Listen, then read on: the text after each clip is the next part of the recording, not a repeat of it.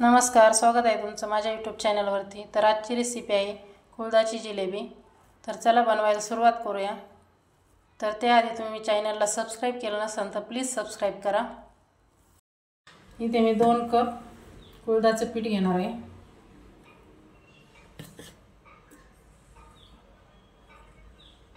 इथे मी पीठ चाळून घेतलेलं आहे आणि याच्यामध्ये आता मीठ घालणार।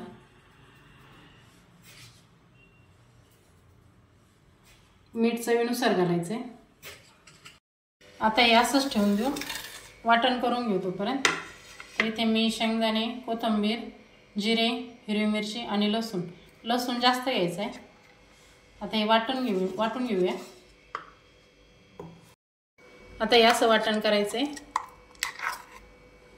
थोडंसं पाणी घालून वाटण करायचं आहे। तर याच्यात आता आपण हे याच्यामध्ये मिक्स करून घेऊ आणि थोडंसं वाटण फोडणीसाठी तसंच ठेवून देऊ।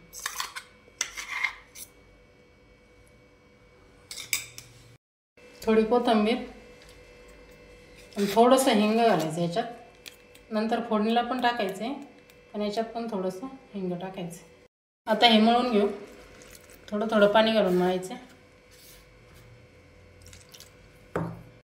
तर इथं आपलं पीठ मळून झालं। थोडं घट्ट मळले, पातळ नाही मळायचं आहे, मीडियममध्ये मळून घ्यायचं आहे। म्हणजे थोडं तेल टाकून घेते मी, म्हणजे हाताला चिकटणार नाही। तर आता परत एकदा आपण मळून घेऊया। आता हे पीठ असंच 10 मिनिटं भिजत ठेवू, तोपर्यंत फोडणी करून घेणार आहोत। गॅसवरती कुकर ठेवला, त्यामध्ये 2 चमचे तेल घालून घेतले। आता त्यामध्ये तेल तापल्यानंतर आपण मोहरी घालून घेऊया। मोहरी छान अशी तडतडली की त्यामध्ये जिरे घालून घेऊया। थोडासा कढीपत्ता आणि हिंगाने छान चव येते, त्यामुळे हिंग घालायचे।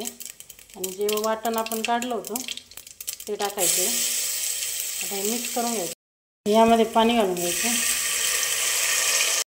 आता फोडणी झाली, आपण याच्यात मीठ घालून घेऊ। तर पीठ मळताना आपण मीठ टाकलेलं आहे, त्यामुळे थोडंच मीठ टाकायचं आहे। पाण्याची चव घेऊन पाहायचं। पाणी उकळतंय तोपर्यंत आपण जिलेबी वळून घेणार आहोत। तर इथे मी असा छोटा उंडा घेतला आहे, हाताला तेल लावून घ्यायचं आहे आणि त्यानंतर आपण असे वळून घेणार आहोत। असे छान असे वळून घ्यायचे।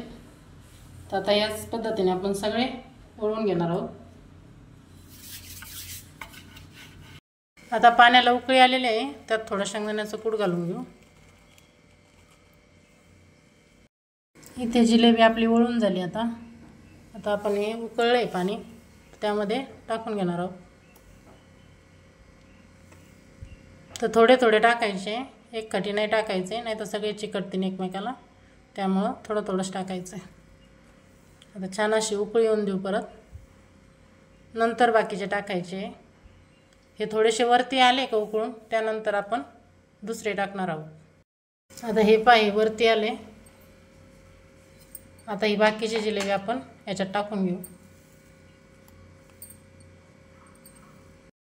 आता जे जिलेबीसाठी पीठ मळलं होतं ना, त्यातलं थोडंसं ठेवलं आहे मी आणि पाण्यामध्ये मळून घेणार आहे।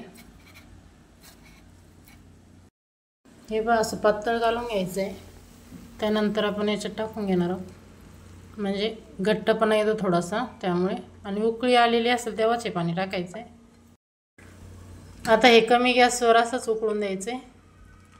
आणि जर याच्यात पाणी जरा कमी वाटलं नंतर शिजताना, तर गरम पाणी घालायचं याच्यात, थंड नाही घालायचं आहे। आता सर्वात शेवटी ना मी इथं पॅन गरम केला आहे आणि त्यामध्ये लसूण घालून देणार आहे। लसणाची फोडणी देणार आहे। आता यामध्ये थोडीशी लाल मिरची घालायची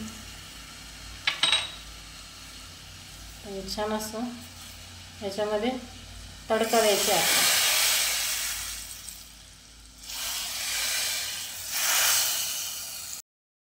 सगळ्यात शेवटी मी कोथिंबीर घालणार थोडीशी।